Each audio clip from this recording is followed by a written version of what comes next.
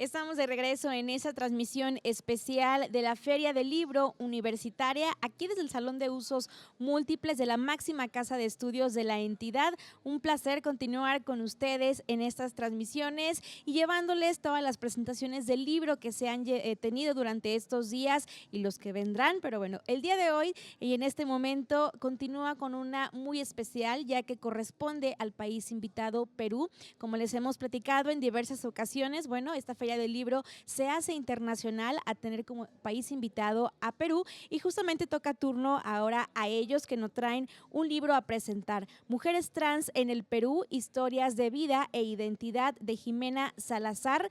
Esto es por parte del Fondo Editorial Cayetano y bueno, este libro viene a ser un referente y un documento fundamental para comprender lo que significa al día de hoy ser una mujer trans en el Perú. En el cual este libro está dividido en dos partes en el que se analiza la historia de 7 personas que narran cómo es su vida en este ámbito. Así que bueno, pues sin más, ahora sí pasamos los micrófonos y dejamos esta presentación del libro para ustedes.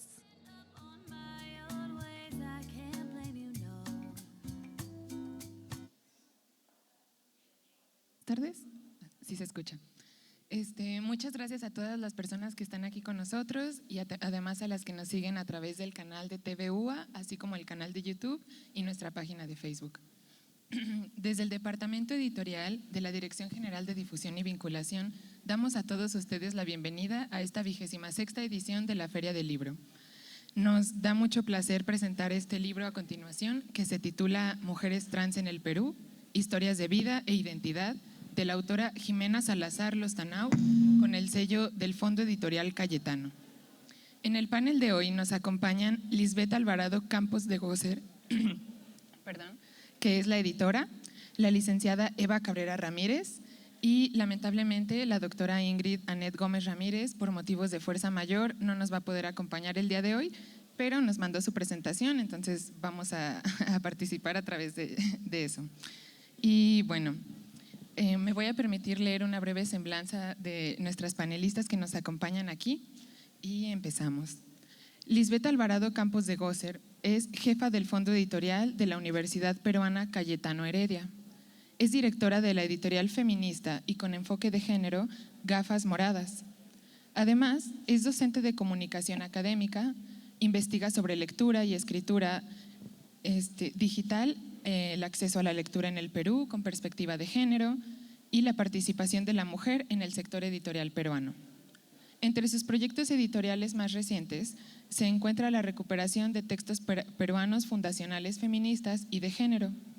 Es licenciada en Lingüística por la Universidad Nacional Federico Villarreal y tiene un magíster en Comunicación con especialización en Contenido por la PUCP. Bienvenida. Gracias. Eva Cabrera Ramírez. Es la primera mujer transgénero reconocida legalmente como mujer en el estado de Aguascalientes. Es licenciada en Administración de Empresas, modelo y actriz de artes escénicas. Es activista desde 2016 y ha colaborado en proyectos con ONGs como la Red Mexicana de Mujeres Trans, Asociación Civil, y la Red LAC Trans, Fundación Vida Aguascalientes, además de El Cencida. Ha participado en congresos sobre los derechos de los niños y transexualidad infanto-juvenil y actualmente radica en Monterrey y es parte de una empresa del sector privado y como actividad extracurricular es integrante del Comité de Diversidad e Inclusión dentro de la misma compañía, aportando ideas y estrategias para crear un lugar seguro para personas LGTB y grupos vulnerables. Bienvenida. Y voy a leer también una breve semblanza de la doctora Ingrid, que no nos puede acompañar, pero aquí la hacemos presente. Ella es originaria del municipio de Nochistlán, Zacatecas, y actualmente radica en la ciudad de Aguascalientes. Es licenciada en Letras Hispánicas por la Universidad Autónoma de Aguascalientes y tiene una maestría en Investigaciones Sociales y Humanísticas y es doctora en Estudios Socioculturales, también por la Universidad Autónoma de Aguascalientes. Su línea de investigación es estudios del trabajo con perspectiva de género y diversidad sexual. Muchas gracias, la escuchamos. Muy buenas tardes con todos y todas, qué gusto tenerlos aquí, qué gusto que además la feria y la universidad nos haya dado este espacio para poder hablar sobre este tema. Gracias también a Eva por acompañarnos, a Ingrid, que ha mandado sus palabras, y a Paola, que está en su representación. Quiero empezar con una frase de Ximena que menciona en la introducción, que me parece clave para hablar de este libro. Y es: el prejuicio es el primer impulso para desconocer y excluir. Creo que esa frase es maravillosa porque nos explica realmente por qué no entendemos al otro o a la otra persona, por qué no somos capaces de ponernos en los zapatos del otro y de la otra persona.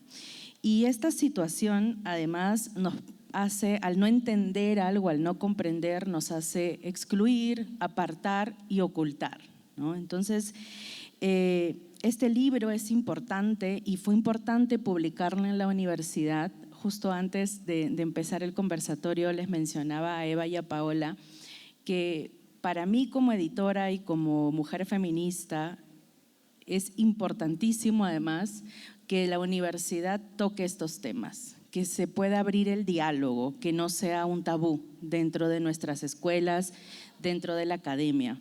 Porque si bien nosotros, por ejemplo, en nuestra universidad, como en muchas otras, tenemos y seguimos una política trans, necesitamos que estos temas se conversen, que se dialogue y que se entienda. Y Ximena, además, a quien agradezco la confianza por habernos dado su texto para publicar, Ximena es una especialista, una investigadora social en salud sexual, en salud pública, y su trabajo ha sido de hormiguita y muy, muy importante para la universidad y en general para la sociedad peruana. Lo que hace Ximena en este libro es, más allá de hablarnos de cifras y datos que realmente son preocupantes, es ponernos en perspectiva la voz de estas mujeres, sobre todo de 7, que son las que entrevistaron en un grupo y que ella luego hizo una tesis de doctorado en antropología sobre el tema, y en eso se basa el libro, ¿no? En la tesis. Entonces, prácticamente lo que Ximena analiza, y además hay algo que es muy importante decir también, ella deja muy claro en el texto que no lo hace con el afán condescendiente, sino más bien ella sabe que es una mujer cisgénero y que lo que va a hacer es presentar estas historias. No está hablando desde, como les digo, la condescendencia, porque en Lima y muchas veces en Latinoamérica hay una palabra que no sé si ustedes habrán escuchado, pero que a mí me da mucha rabia, que es pobrecito, el pobrecito, ¿no? ¿Por qué? Porque uno se siente con la superioridad desde la heterosexualidad de hacer pobres a los demás, ¿no? Pobres en sentimientos, pobres en realidad. Y creo que justamente de lo que trata este libro es de hacer esa declaración, ¿no? Ella analiza la historia además desde la antropología, como historias de vida, como identidad, para que sean ellas las que tengan la voz. Porque es como cuando uno habla de textos feministas, uno dice, un hombre no me puede decir qué se siente ser mujer. Y en este caso es la misma metáfora.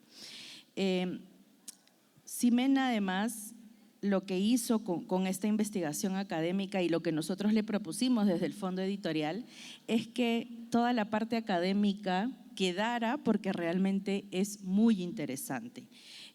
A mí me gustó particularmente como lectora, más allá de editora, cuando tuve la oportunidad de leerlo la primera vez, porque lo que ella hace es poner en perspectiva términos que a veces no entendemos y que no son sencillos de entender: género, sexo, sexualidad, la violencia sistemática, y hace ella todo un ensayo. Toda la primera parte es un ensayo y es teoría que ella ha podido bajar, digamos, un poco al llano para que los demás mortales lo podamos entender, y yo ahí me siento parte de este grupo.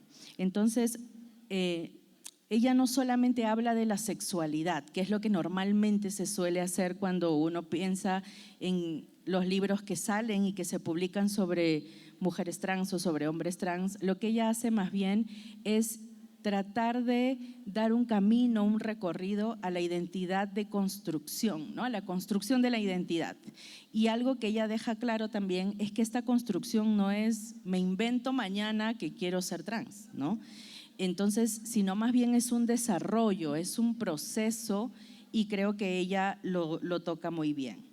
Entonces, no quiero acaparar ya más el micro, porque sé que tenemos aquí a dos invitadas que nos van a hablar además desde las vivencias, porque si bien las palabras constantes que digamos son el hilo conductor de las historias, de las 7 historias que presenta Ximena, son la diferencia, la violencia, las relaciones de poder, el inicio sexual, que son muy duros los testimonios realmente, que a veces uno trata, digamos, desde otra mirada, desde fuera, cuando uno no ha pasado por eso, trata de entender, y a veces uno se da cuenta que el libro, que puede ser un libro académico, tiene una historia que contar, porque son 7 personas que han vivido muchas veces escenas de terror en su casa, en las escuelas, y de verdad no solamente se trata de comprender lo que les pasó,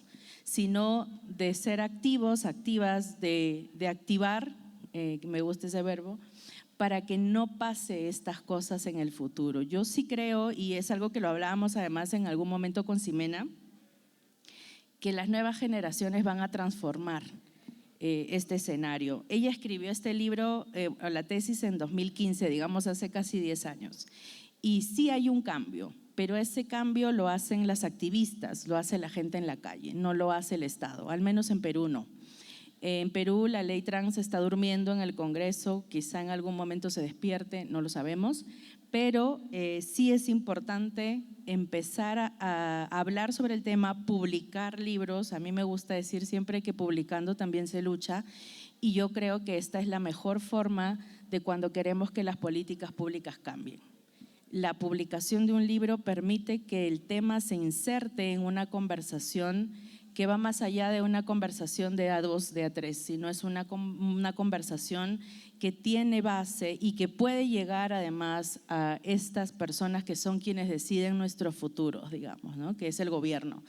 Entonces, nosotros vivimos en Lima, en Perú y en general en Latinoamérica en una sociedad todavía muy machista, muy patriarcal, y creo que eso es algo que poco a poco, con los libros y con estos diálogos, se empieza a hablar del tema. Y como les decía al inicio, creo que no se trata de confrontar, sino más bien de enseñar y de poner a disposición de las personas conocimiento que es útil, que es válido y que permite además que podamos aprender, ¿no? Aprender del otro, de la otra persona, que muchas veces eso es lo que nos hace falta. La empatía es algo con lo que muchas veces no nacemos, pero sí podemos desarrollar en nuestra casa, en nuestra escuela, y creo que habilitar espacios seguros además para todos, todas, nos permite ser una sociedad mejor.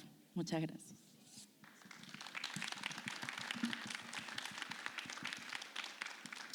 Muchas gracias por tus palabras, Lisbeth. Me parece muy interesante que, pese a que, como mencionas, es un libro de Lima, Perú, tenemos tantos puntos en común aquí, aunque nuestros contextos no parecen tan diferentes entonces. Y pues, Eva, muchas gracias por estar aquí. Te escuchamos. Hola, buenas tardes a todos. Primero que nada, quiero agradecer a la Universidad Autónoma de Aguascalientes y a su departamento de editorial, a la licenciada Lucero del Rocío Solís y a todo su equipo. Muchas gracias por la invitación y todas sus atenciones. Agradecer al Fondo Editorial Cayetano, a la licenciada Lisbeth Alvarado Campos, a la autora Ximena Salazar por abordar y promover estos temas. Mi reconocimiento, felicidades. Abro con una cita que he llevado muy presente a lo largo de mi vida. Nadie puede ser esclavo de su propia identidad. Cuando surge una posibilidad de cambio, hay que cambiar. Elliot Gould. Hablemos sobre el libro Mujeres Trans en el Perú, historias de vida e identidad. Hasta hoy en día, el tema trans sigue siendo un tema polémico, a pesar de que ya es un tema más visible y hay más información. Sigue siendo un estigma, sigue siendo un tema ignorado y a la vez desconocido. Comenzaré con un pequeño contexto sobre el proceso de una mujer trans y a lo que tiene que enfrentarse. De igual manera mencionaré puntos de quiebre muy importantes de estas historias de vida que no quise pasar desapercibidos. Lamentablemente, seguimos en una sociedad que fácilmente etiqueta y sigue encasillando a la mujer trans como lo peor de un extracto social inferior, encasillándolas en trabajadoras sexuales, enfermas mentales, portadoras de VIH, enfermedades de transmisión sexual, en delincuentes o en peluqueras. No hay un panorama bien visto y alentador para la mayoría de las mujeres trans. Como lo dice la autora de este libro, los prejuicios y el asombro te hacen juzgar sin conocer el trasfondo de vida de una persona trans. Porque a ella, a Jimena Salazar, le pasó cuando conoció por primera vez a una persona trans. Saben que para la mayoría de las personas trans, cuando salimos del closet y decidimos dar el siguiente paso para transicionar, tenemos que salirnos de casa, porque nuestros padres no lo ven bien o simplemente terminan corriéndote de casa. Esto en promedio pasa en la etapa de la adolescencia. Difícilmente en esta situación puedes concluir tus estudios o difícilmente en esta situación te dan trabajo. No te contratan en ningún lado. La discriminación, malos tratos, acoso, burlas están presentes en cada una de estas situaciones. Entonces, ¿qué camino creen que una mujer trans de 16 o 17 años que le han cerrado todas las puertas se va a ir? O sea, ¿qué tangente va a tomar? Hay salidas fáciles, claro, no justifico. Sin embargo, no todos la toman. El querer vivir como en verdad te identificas se convierte en una lucha constante para sobrevivir. Ahora que ya tenemos este pequeño contexto de la problemática, falta sumar algo crucial: las costumbres y cultura tan arraigada de Perú y la problemática étnico-racial que existe en el país. Todo esto enriquece y hace que estas historias de vida de las protagonistas de Perú sean aún más complejas. Las formas de vida de diferentes clases sociales, costumbres provenientes de diferentes provincias de dicho país, a simple vista algo distintas, pero todas con un solo objetivo que alimenta la fuerza y ese coraje de seguir adelante.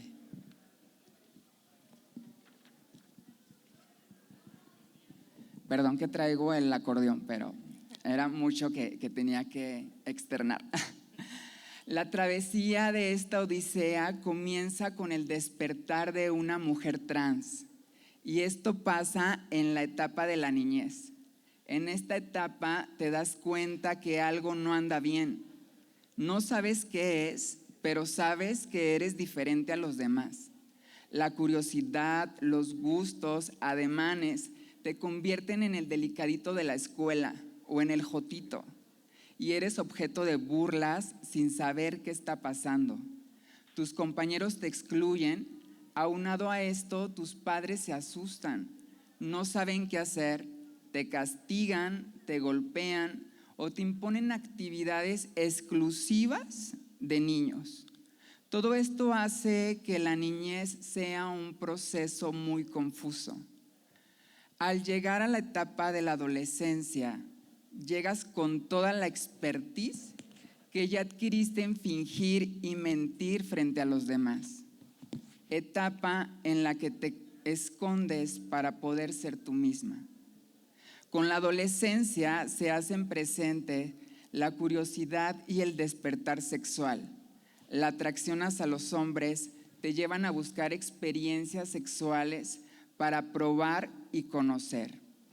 La curiosidad y vulnerabilidad de esta etapa te encamina a que puedas tener experiencias sexuales o algún tipo de acercamiento con familiares, compañeros de la escuela, amigos, conocidos.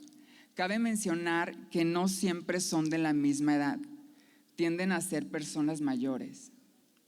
Muchas de las mujeres trans en esta etapa de la adolescencia nos autodenominamos como homosexuales. Sin embargo, sigue existiendo algo dentro de ti que no está conforme. Transicionar no es fácil y menos cuando no se tiene la información adecuada. La mayoría de las mujeres trans se inspira y se motiva al ver otra mujer trans que ya culminó su proceso. El efecto wow, el asombro, el preguntarte, ¿se puede hacer todo eso? O también existe la amiga cómplice que te anima a dar el siguiente paso, ya que la vergüenza y el temor estarían presentes en este proceso. Y hablar con tus padres sería la última opción. Para gran parte de las mujeres trans, al momento de externar a nuestros padres cómo nos sentimos e identificamos, se hace presente la decepción e insultos de la familia. El hombre, ¿no será aquel hombre tan anhelado o el primogénito que daría nietos? El hombre que se haría cargo del negocio familiar, o por no ser el macho mujeriego normalizado. El tomar una decisión tan importante en tu vida, aún sabiendo que esta decisión puede traer consecuencias catastróficas. El tomar la decisión de transicionar significa que lo puedes perder todo, lo más preciado. Te vas a quedar sin familia, sin un techo donde vivir. Puedes perder a tus amigos, tu trabajo, tus estudios. ¿Y saben qué? Al final del día, nada de eso importó. Todas decidimos dar ese paso, sin importar las consecuencias. La mayoría de las mujeres trans, al momento de transicionar, ya no viven en su familia. Viven con amigas o en situaciones difíciles donde sutilmente te coquetea el trabajo sexual. Algunas se quedan ahí, otras pasan de largo y siguen buscando oportunidades, y las que han tenido suerte se han podido autoemplear. Sin embargo, existe otra lucha aún más difícil, la lucha con nosotras mismas. Se convierte en una guerra para que no te salga barba, para frenar el desarrollo como hombre y tener un cuerpo más femenino.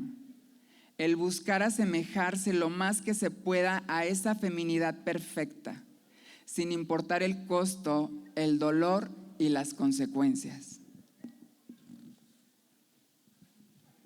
El rezago, la desinformación y la ambición de no tener cambios lo más pronto posible te hace presa fácil para caer en procedimientos estéticos riesgosos que ponen en tu vida en peligro. Muchas de las mujeres trans se han enfrentado a procedimientos milagro que ofrecen resultados muy rápidos.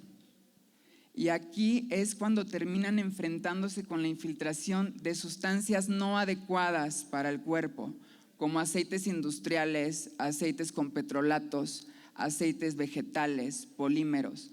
Estamos hablando de litros que llegan a inyectarse para llegar a tener el cuerpo soñado, caderas pronunciadas, volumen en los glúteos, labios, senos. Este es un problema devastador que termina en mutilaciones y problemas muy graves para la salud. Problemas que hasta hoy en día aquejan a la comunidad trans en Perú. Podrán descubrir el cómo una de las protagonistas relata la pesadilla que ha sido pasar por algo así. Desafortunadamente, hay muchas mujeres trans afectadas por este tipo de infiltraciones, y no solamente en Perú. también en México. Se los digo yo porque también fui víctima de infiltración de aceites con petrolato a la edad de 17 años. Fue un proceso horrible y sigue siendo horrible. Ahora vivo con secuelas como la mayoría de las chicas que han sobrevivido para contarlo. También existe la otra cara, donde puedes llevar un control hormonal bajo supervisión médica y pues lo más caro y anhelado para la mayoría de las chicas trans, que es pasar por cirugías. Después de todo este proceso de construcción, aparece una incógnita más que tiene que ver con los genitales. El preguntarte, ¿qué hago con mi pene? ¿Me lo quito? ¿Me lo dejo? Hay mujeres trans que disfrutan su sexualidad y no les molestan sus genitales. Sin embargo, hay mujeres trans que no soportan ni siquiera el hecho de tocarse. No todas las mujeres trans quieren y llegan a la modificación genital.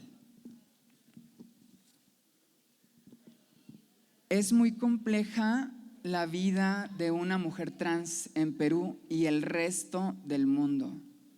Sin embargo, a pesar de los años y a pesar de los contextos históricos, sociales de cada país, hay tantas cosas en común que me he quedado sorprendida. Yo siempre he dicho que las mujeres trans somos personas muy fuertes, valientes, aguerridas. Sin embargo, el conocer las historias de vida de las protagonistas, admiro aún más la fortaleza de nuestras hermanas de Perú. Los invito a adentrarse a estas historias de fortaleza llenas de matices y enigmas por descubrir. Gracias.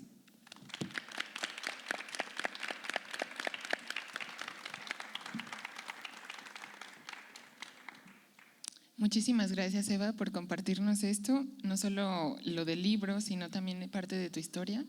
Así que muchas gracias y a continuación voy a leer la presentación que nos mandó la doctora Ingrid Anet Gómez.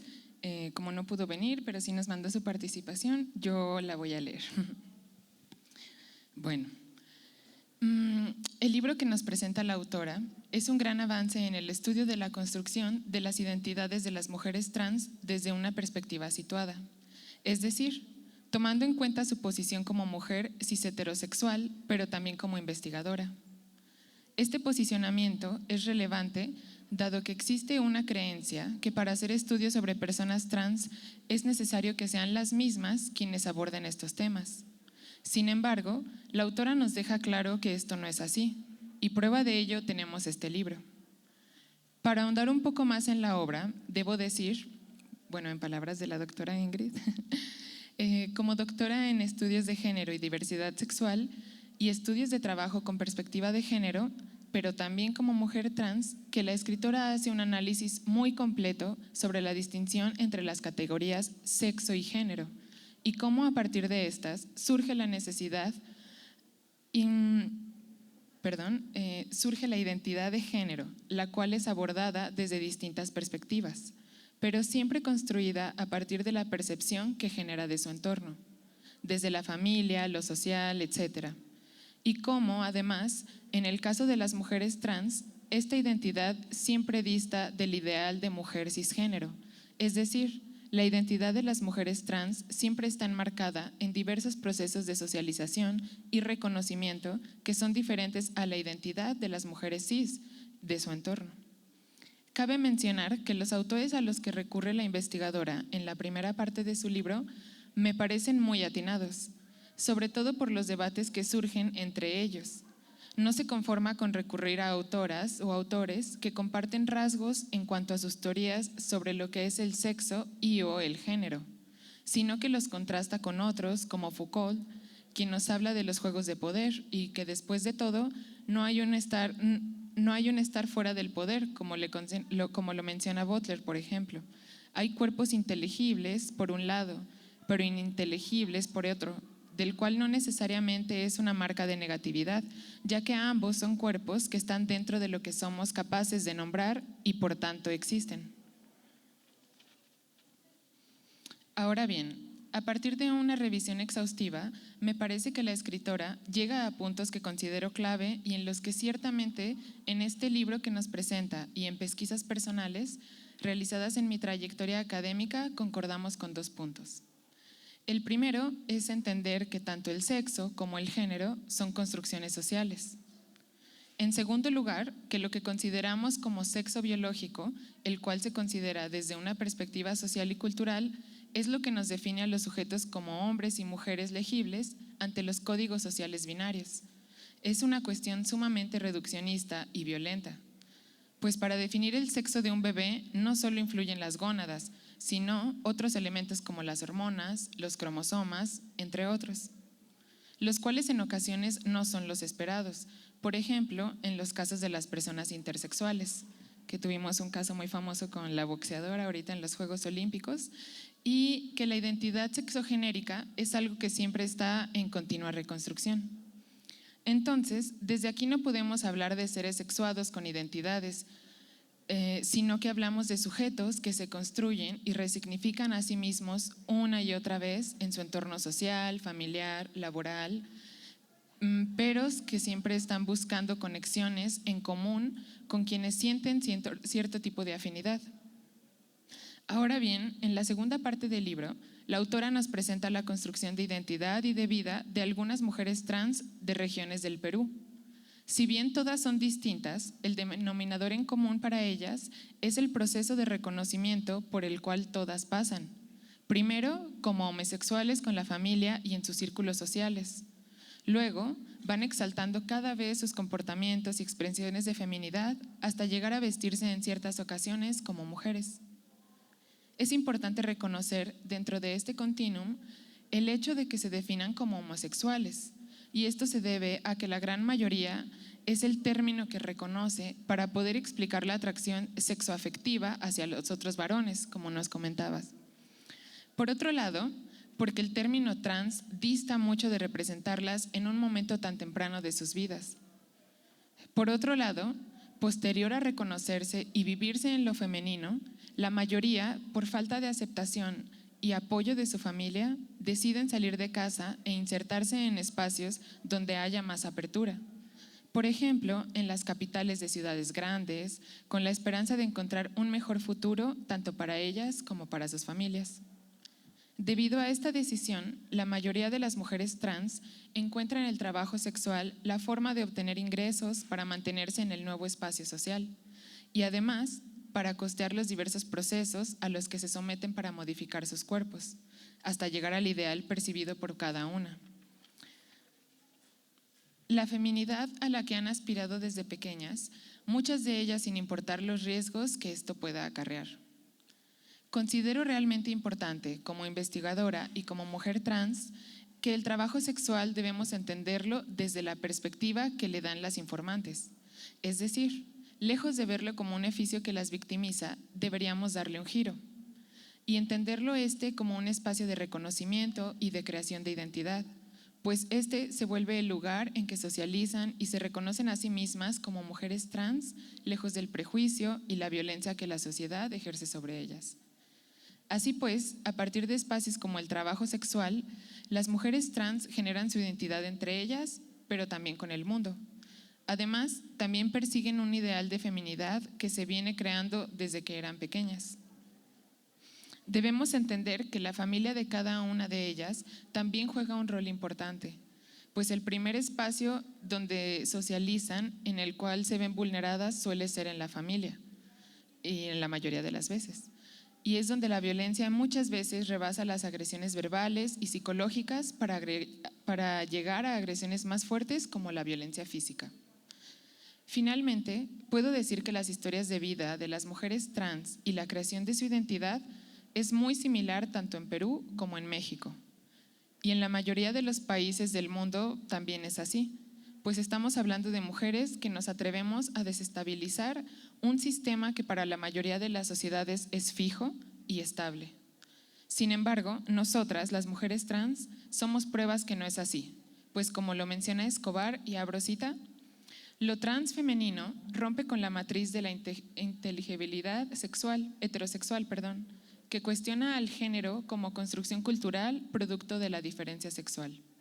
Su cuerpo no se construye a partir de las marcas de sexo biológico.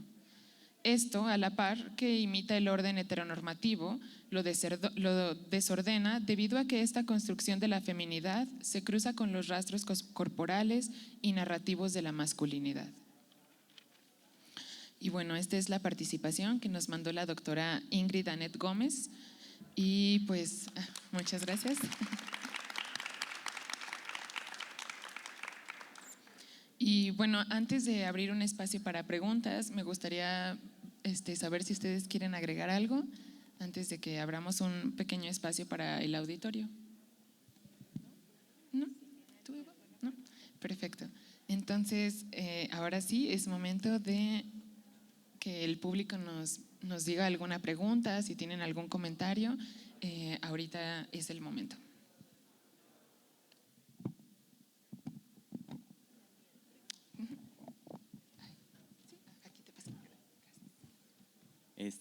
Soy Kevin McPherson, soy parte del grupo académico LGBT de la universidad, Queerúa.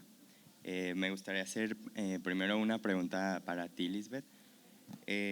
¿Cómo te sientes al ver que mujeres trans están siendo representadas en libros?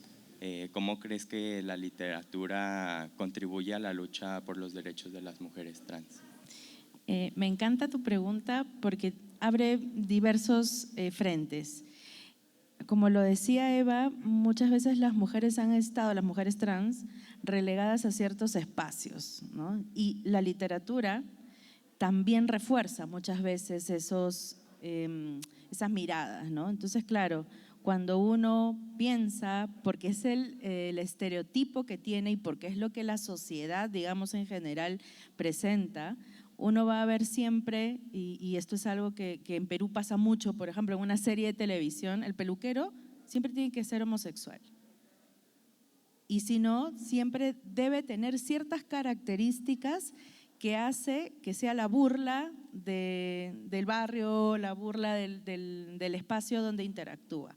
Entonces, lamentablemente, y esto es un debate que también se tiene en la academia muchas veces, es la literatura, las novelas en general, o los cuentos, pero todo lo que tiene que ser producto literario, ¿realmente tiene que enseñar algo? ¿Tiene una misión de enseñar como tal?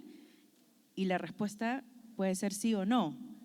Pero si fijamos la respuesta en que no, porque digamos por ahí es donde deberíamos ir, la literatura es literatura, representa lo que pasa en la sociedad. Si refuerza o no los estereotipos, probablemente sí, pero porque todavía creo que como sociedad no somos capaces de entender que existe diversidad. Entonces la sociedad es la que va marcando el camino, por más que, y esto es algo que siempre lo digo en Perú, hay muchas iniciativas desde activismo de diversos tipos, ¿no? Que quieren el cambio, que luchan por el cambio, pero el real cambio se da cuando esa lucha llega a una política pública bien hecha. En Perú hace poquito, 2 meses, declararon a las mujeres trans o digamos, a las personas trans con problemas de salud mental.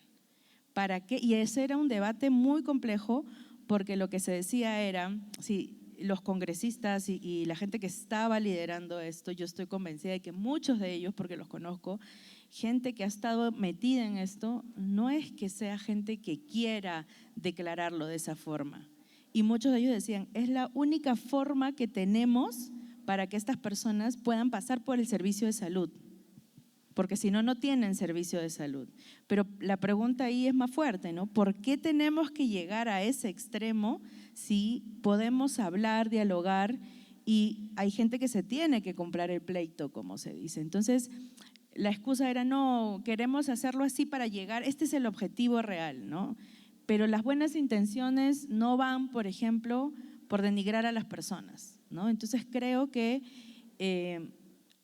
lo que tiene que cambiar primero es la sociedad, antes de mirar, por ejemplo, cuál es el estereotipo que tenemos en diversos lados, ¿no? Pero algo que es muy, muy claro es que todavía creemos, pero porque así pasa, porque ese es el sistema, digamos, es una mujer trans o un hombre trans incluso a veces, pero estamos hablando ahora de mujeres, solamente se puede dedicar a dos cosas para sobrevivir, ¿no? Para vivir, cuando claramente no es así.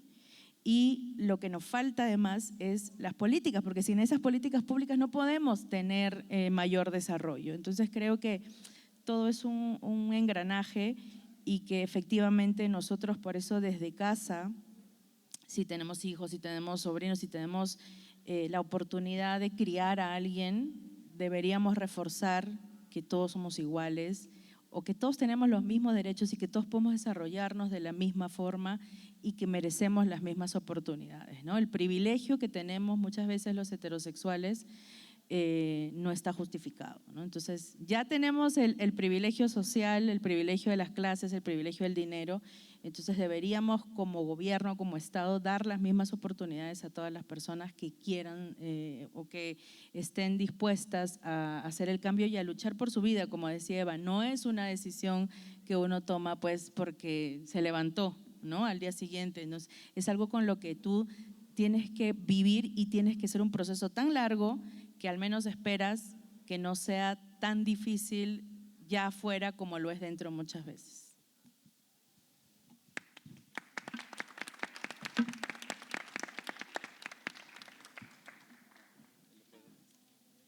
Buenas tardes, primeramente. Mi nombre es Oday, al igual que Kevin, pertenezco al grupo académico LGBT de la Universidad Cuiroa. Eva, me gustaría hacerte una pregunta específicamente a ti. Después de conocer las historias de mujeres trans en Perú a través de este libro, ¿hay algún aprendizaje o reflexión que crees que pueda ser útil para la comunidad trans en México? Bueno,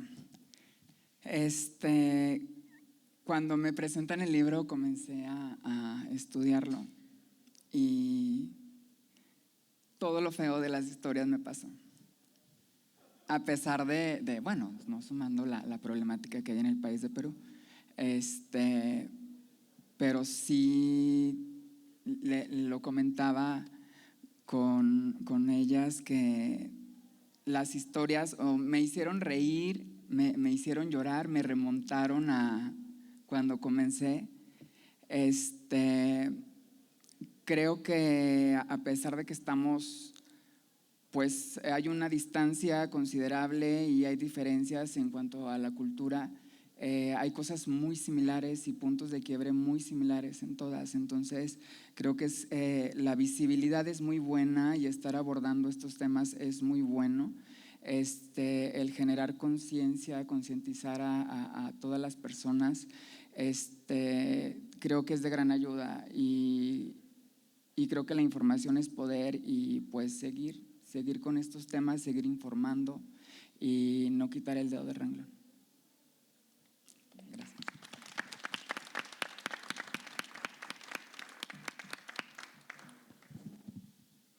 Todavía hay tiempo para otra pregunta. Si alguien más del auditorio tiene otra pregunta o si tú quisieras agregar algo, Lisbeth. Solo como para terminar, creo que es súper importante leer textos que nos confrontan, porque algo que hablábamos con Ximena, que de seguro va a ver la presentación, que está muy contenta además de que el libro haya llegado hasta aquí hoy, es que cuando uno lee algo que desconoce y que además tiene ya una idea preformada por la sociedad, por lo que pasa en casa, cuando uno empieza a leer y confronta esas ideas y reflexiona sobre ellas, uno se da cuenta muchas veces que es cuestión de conocimiento, ¿no? Creo que en Perú todavía hay mucho trabajo por hacer, muchísimo trabajo por hacer, por el reconocimiento, por la construcción, pero creo que nosotros podemos ayudar publicando libros, hablando sobre estos temas, mostrando además cuál es el trabajo que realiza. El activismo en Lima también es algo que está creciendo, pero me parece que aún falta que ese activismo llegue a más personas, ¿no? Y cuando más personas hablamos, hablo también de la academia, porque todavía en la academia hay mucho prejuicio. Entonces creo que lo importante es que nosotros desde cualquier parte del activismo que estemos nos demos cuenta que si queremos hablar sobre algo, si queremos enseñar sobre algo, primero tenemos que conocer, ¿no? Tenemos que ponernos muchas veces en el zapato de los demás, pero sobre todo tener información de primera mano que nos ayude a despejar esas dudas, ¿no? Nosotros al menos todo el tiempo sabemos en Perú que vivimos en un país muy conservador, pero a pesar de eso, creo que con la publicación de los libros y con mostrar cuál es el trabajo real que hacen estas mujeres, y porque además lo decía Eva, ¿no? Ximena cuenta, por ejemplo, que esto es algo muy duro al inicio, que hasta ella tenía el prejuicio, pero que después, como en algún otro proyecto en el que estuvo involucrada, fue una zona en Lima donde hay prostitución y había mucha gente, sobre todo gente que viene de la Amazonía de Perú, y se encontró con una persona muy joven, 18, no pasaba los 20 años, y no tenía documento de identidad, porque era una persona que tenía un nombre, pues, un nombre con el que lo llamaban las hermanas, ¿no? Las amigas, las hermanas, la gente con la que vivía, pero no tenía identidad. Entonces, muchas veces hay gente que crece en esos espacios y que no tiene la posibilidad de salir. No tiene la posibilidad. Y creo que nosotros desde nuestras trincheras podemos abrir un poco, dar un poco de luz, porque mientras más gente quiera saber, también las mujeres trans pueden escribir.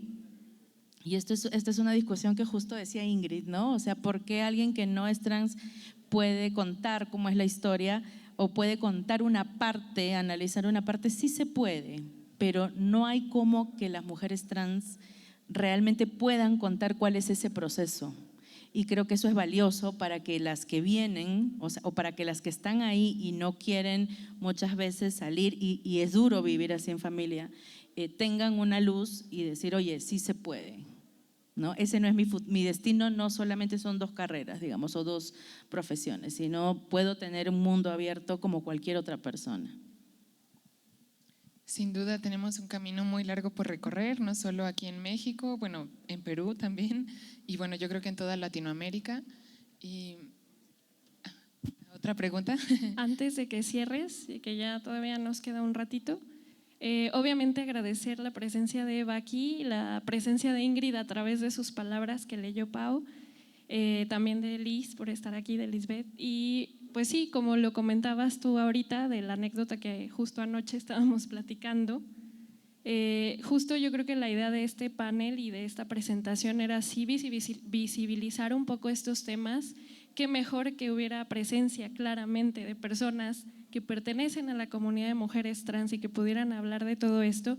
Y tengo que decir que bueno, yo supe de Eva y la pude contactar gracias al doctor Bobadilla, por eso quería justo mencionarlo.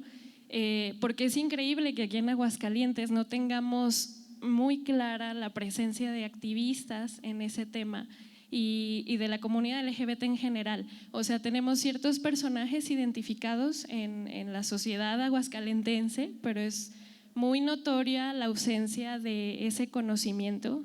Y si no es porque uno habla con gente que está involucrada en temas de investigación muy específicos sobre el temas de género, no se da cuenta de esa presencia, de esa labor que se hace, y creo que sí hace falta generar espacios, justo este fue uno, donde se pueda discutir, se pueda dar a conocer y justo abrir esa pauta para que personas de la comunidad trans o personas de diferentes sectores de la comunidad LGBT puedan participar y puedan hablar. Entonces, gracias a todas por sus palabras y por su participación.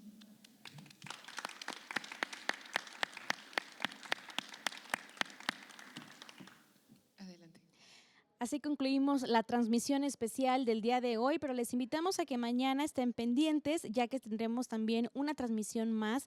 Esta correrá a cargo del libro El qué creer y otras historias heterodoxas de Otto Granados, editorial Cal y Arena, el día de mañana a las 12 del día, para que no se la pierdan. Y también, por supuesto, recordarles que mañana arranca la Feria Universitaria, 7 y 8 de septiembre, sábado y domingo nos pueden acompañar en esta casa de estudios, y que no se nos olvide olvide que la Feria del Libro continúa, ya que ambos eventos finalizan el día domingo 8 de septiembre para que no se lo pierdan, pero también recordarles lo que tenemos aún el día de hoy, ya que continúan las presentaciones y actividades de esta Feria del Libro. Más tardecito, a las 4 de la tarde, se presentará el libro Imágenes y Memoria, el estudio fotográfico de Luna en Aguascalientes, 1948 a 2008, aquí mismo en el Salón de Usos Múltiples. Posteriormente, al culminar esta presentación, Crónicas de la verdadera conquista de Jorge Pedro Uribe Llamas, editorial Crítica, Diagonal Planeta.